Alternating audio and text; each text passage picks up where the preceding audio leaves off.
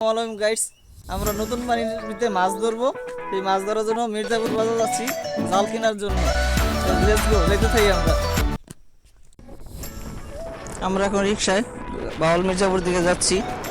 রিক্সার ভিতরে সামনে চারি সাইডে কি নির্মল বাতাস, সুন্দর একটা পরিবেশ, কতই না ভালো লাগতেছে। সামনে আর একটা সুন্দর একটা ভিউ আছে। মির্জাপুর চলে আসছি। বিকালবেলা দর্শনার্থীর ভিড় হয় এই জায়গায়, মানুষ লোকারণ্য হয়ে যায়। কি সুন্দর লাগে জায়গাটা, সেই আমেজিং একটা পরিবেশ। ড্রোনে ভিডিওটা হলে সেই লাগতো জায়গাটা। বাজারের এই ব্রিজটা পার হলে একটু নিজের বাজার চলে আসলাম। বাজারের দিকে আমার জাল কিনবো, উদ্দেশ্য হলো জাল কিনা। দুই ভাই কিন্তু আমরা দুই দিকে গেছি খুঁজতে, খুঁজা পাইতেছি না। আমি কি আগে পাই, ওই আমার ভাই আগে কিন্তু জাল পাইজা দোকান পাইয়া লাইছে, তাই কিনলো জাল। কয় টাকা কিনলো? 150 টাকা দিয়ে কিনলো জালটা। 4-5 হাজার জাল কিনলাম। ঠেলা জাল যেটা আমরা মাছ ধরুন আগামীকাল দেখার জন্য।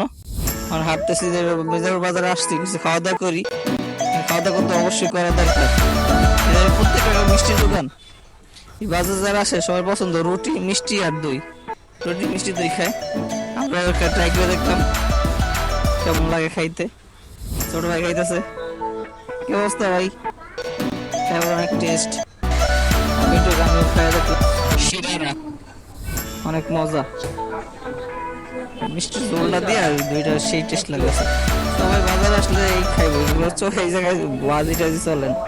এই মিষ্টি চলে বেশি, শিরা মিষ্টি প্রচুর। শিরাটা বেশি মজা, শিরা মিষ্টিটা ভালো এই জায়গায়। ও সেই টেস্ট।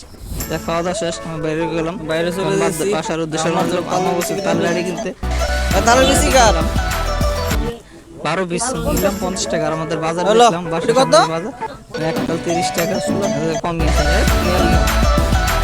ঠিক আছে, আমরা বাসার দিকে চলা যাক। এই যে বাজার থেকে বের হয়ে গেলাম আমরা, এখন হাঁটতে থাকি। রিক্সা কত ভাড়া? আমরা 150 টাকা জাল কিনলাম আর ভাড়া দিলাম 200 টাকা। সব হইলে সবচেয়ে বড় কিছু, এই জন্য সমস্যা। বাসা চলে আসলাম। বাসায় না জালা সেট করবো। সেট করলে আমরা আগামীকালকে যাবো নতুন পানিতে মাছ ধরতে।